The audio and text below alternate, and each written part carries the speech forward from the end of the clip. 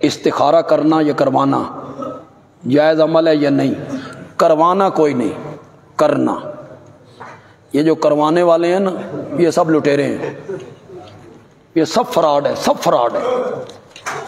وہ بس یوں ہی میں استخارہ کیا ہے جی، بس 50,000 روپے آپ دے دیں اور یہ خواب میں آیا ہے، موئے دا سر تواڈے خواب وچ آیا ہے، خواب میں آپ خود کریں، اور وہ بھی ظنی چیز ہے، کوئی قطعی چیز کہ جو کچھ استخارے میں آئے وہ بس وہی ٹھیک ہے نہ، بس اگر اشارہ ہو گیا ہے کوئی تو ظنی چیز ہے، امید ہے کہ اس میں آپ کے لیے بہتری ہوگی۔ اس کا طریقہ کار یہ ہے، عشاء کی نماز پڑھیں، سونے سے پہلے کوئی عربی میں دعا پڑھنے کی ضرورت نہیں، اردو میں اپنے رب سے بات کریں، وہ ساری بولیاں جانتا ہے۔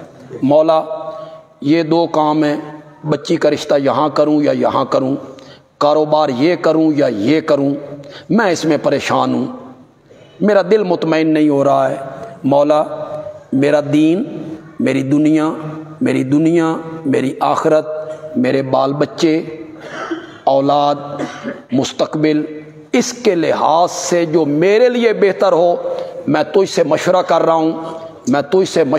ہوں، جو بہتر ہو مولا میری رہنمائی کر دے، اللہ اللہ خیر صلی۔ یہ کہہ کے آپ سو جائیں، کوئی چیز نظر آئے تو ٹھیک، ورنہ اتنا ہوگا کہ وہ جو آپ پریشان ہیں نا کہ یہ کروں یا یہ کروں، اللہ تعالیٰ کسی ایک طرف آپ کے دل کو ٹکا دے گا۔ یہ استخارہ ہے جی۔ کیا شعبان کے مہینے میں اعمال اللہ کے حضور پیش ہوتے ہیں؟ تو باقی مہینوں میں کہاں پیش ہوتے ہیں؟ اعمال اللہ کے ہاں ہی پیش ہونے ہیں، اور کہاں پیش ہونے ہیں اعمال جی؟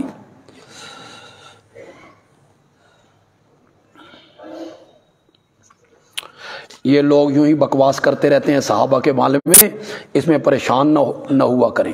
دورہ تفسیر انشاءاللہ اتوار کو صبح 8 بجے کے قریب شروع کریں گے جی انشاءاللہ۔ جزاک اللہ تو کہو یار، کوئی آسان کام تو نہیں ہے، پڑھانا سمجھانا۔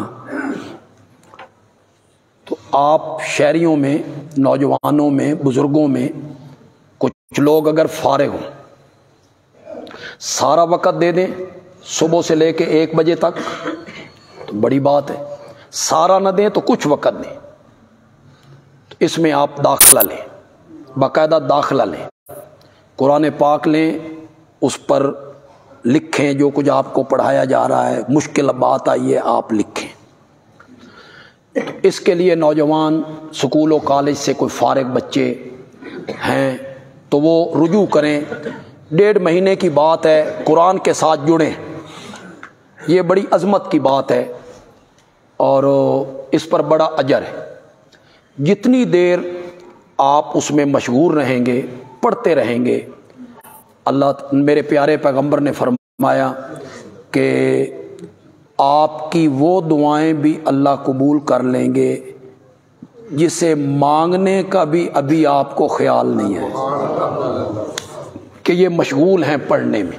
تو قرآن سب سے بڑا علم ہے، تو اس کے لیے کوئی ذہن بنائیں جی نوجوان۔ لڑکیوں کے لیے، خواتین کے لیے بھی انتظام ہوگا جی، وہ بنات کا سامنے مدرسہ ہے، اس میں ان کا انتظام ہے۔ آپ کی بیٹی، بہن، بھانجی، بھتیجی، پوتی اگر فارغ ہے، گھر میں کالج سے پڑھ لیا ہے، سکول سے پڑھ لیا ہے، فارغ بیٹھی ہیں، تو ان کا ذہن بنائیں، انہیں یہاں داخل کروائیں تاکہ وہ بھی قرآن کا ترجمہ اور تفسیر پڑھ لیں۔